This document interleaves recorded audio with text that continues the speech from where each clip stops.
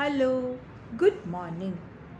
சீதையை வணங்கி அவள் தந்த சூடாமணியை பெற்றுக்கொண்டார் அனுமன். தன்னுடைய ஆடையிலேயே அதை பத்திரமாக முடிந்து கொண்டார். ஜானகியை கண்ட சந்தோஷத்தால் பூரித்த தேகம் லங்கையில் இருந்த போதிலும் மனதால் ராகவனுடைய திருவடிகளை அடைந்து நமஸ்கரித்தார். பெரும் காற்றால் கொஞ்சம் அசைந்து பிறகு முன்போல் ஸ்திரமாயிருக்கும் மலையைப் போல் ஆஞ்சநேயர் சீதையை தேடியும் காணாமல் கலங்கி பிராணனை விட நிச்சயித்து அவளை கண்ட பிறகு ஆனந்தம் அடைந்தவராய் அவளிடம் இருந்து சூடாமணியை பெற்றுக்கொண்டு ராமனுடைய சந்நிதிக்கு திரும்ப போக எத்தனித்தார். சீதைக்கு அனுமன் கிளம்பி போய்விட்டால் நமக்கு கதியார், சோக சமுத்திரம் மறுபடியும் மூடிக்கொள்ளுமே என்று நினைத்து குரல் தழுதழுக்க ராம லக்ஷ்மணர்களையும் சுக்ரீவனையும் அவனுடைய மந்திரிகளையும் வயது சென்ற சகல வானர வீரர்களையும் அவர்களுடைய தர்மத்திற்கு தகுந்தபடி நான் க்ஷேமம் விசாரித்ததாக சொல்லவும். இந்த துக்க சமுத்திரத்திலிருந்து ராமன் என்னை கரையேற்ற வேண்டியது உன்னாலேயே என்றாள். அப்பொழுது ஆஞ்சநேயர் தலைமேல் கைகூப்பி, அம்மா, ரகுநாதன் அதிசீக்கிரத்தில் வானர சைன்யங்களுடன் இங்கே வந்து சத்துருக்களை ஜெயித்து தங்களுடைய துக்கத்தை போக்குவார் என்றார்.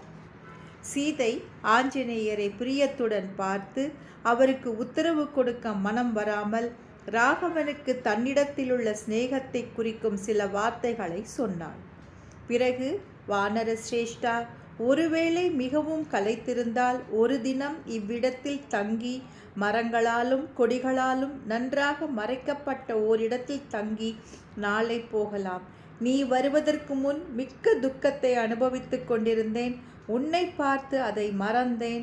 இப்பொழுது நீயும் கண்ணில் படாமல் பூர்வ துக்கம் முன்னைவிட அதிகமாய் என்னை கொளுத்துமே என்றாள். சத்ருகுல காலனான ரகுவீரன் தீக்ஷணமான பானங்களால் லங்கையை கலக்கி என்னை அழைத்து கொண்டு போனால் அல்லவா அவருக்கு பெருமை. ஆகையால் எனக்கும் அவருக்கும் யாதொரு கீர்த்திக்கும் குறைவில்லாமல் அவருடைய பராக்கிரமம் நன்றாய் விளங்கும்படியும் உபாயம் செய்ய வேண்டியது உன் கடமை என்றாள். தன் தேகத்தை வளர்த்து வேகத்தை சேர்த்து கொண்டு கிளம்ப தயாராக இருக்கும் ஆஞ்சநேயரை பார்த்து சீதை, நீ போகும் வழியில் உனக்கு சகல மங்களங்களும் உண்டாகட்டும் என்றாள். இப்படி அனுமன் சீதையின் விருந்தாந்தத்தையும் அவள் சொன்ன சமாச்சாரத்தையும் தெரிந்து கொண்டு தான் வந்த காரியத்தை முடித்துவிட்டு மிகுந்த சந்தோஷத்துடன் திரும்பி போக எத்தனிக்கையில் செய்ய வேண்டிய காரியம் கொஞ்சம் பாக்கி இருப்பதாக தோன்றிற்று. ஆகையால் அதை யோசிப்பதற்கு வடக்கு நோக்கி சென்றார். வந்தாயிற்று, சீதா பிராட்டியை கண்டாயிற்று, சென்றேன், கண்டேன், வந்தேன் என்று சொன்னால் அதில் என்ன பெருமை இருக்கிறது? ஆகவே பெருமை தரும் செயல் ஏதாவது செய்ய வேண்டும் என்று அனுமன் கருதினார். Thank you. Have a good day.